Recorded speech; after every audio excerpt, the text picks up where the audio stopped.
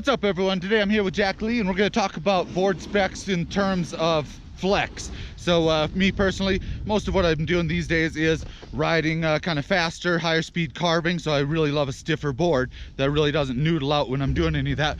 And along with the high speed buttering stuff, I'm really riding the edge still on my nose and tail, and it's not just folding over in the and doing a press butter type thing.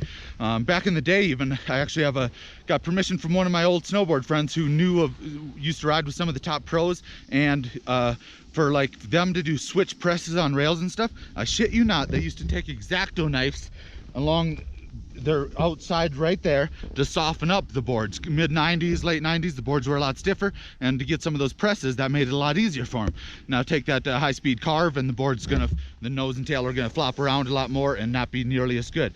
But so that's what I like. Jack Lee, he's a much more versatile rider. We are gonna capture some frickin' magic with him over the winter, but he's an insanely talented pipe park rider, and getting his carves better and better too. But yeah, so for him, he rides two different boards. One, when he's riding the massive features, he's on a stiffer board that's not gonna noodle, it's gonna be more stable on the huge jumps.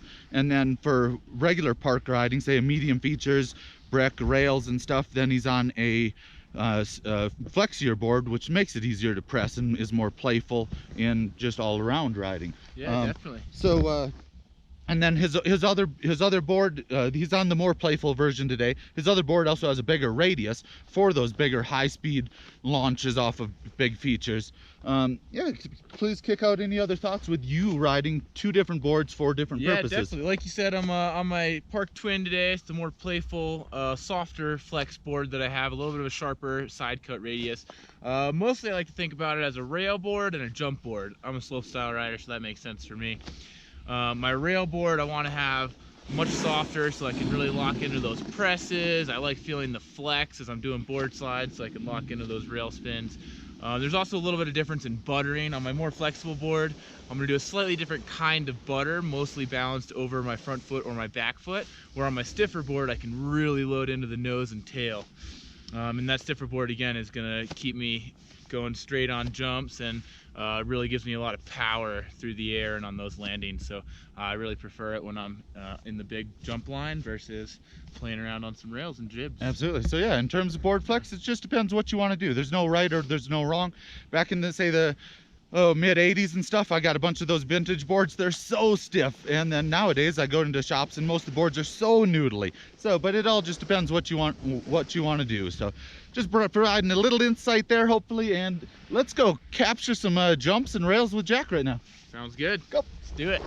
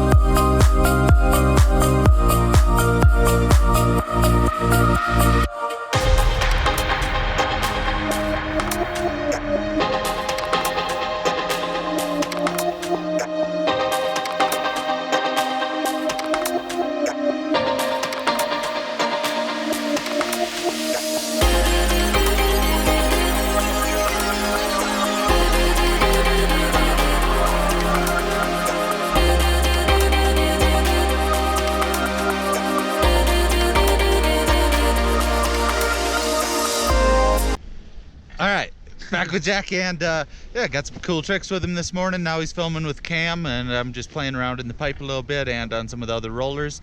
But yeah, back to the board flex.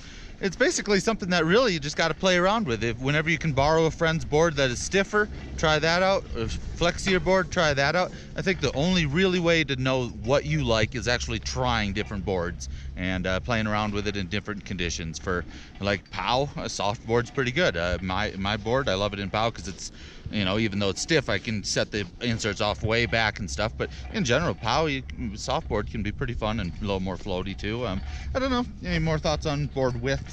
But the board flexes. Well, now that you mentioned it, the width will have an effect, and the length, on how flexible the board is. Yeah, yep. Generally, if it's a smaller, skinnier board, it may be a little more flexible than a longer, wider board. So there's a lot of variables involved, and yeah, it's just what works for you, and you want to get a board that's aimed towards your style of riding. Cool. Hey, thank you for watching. Happy shredding. Play around with the board flexes. Try the different ones out and know kind of the characteristics of what you may or may not want. And happy shredding and kapla!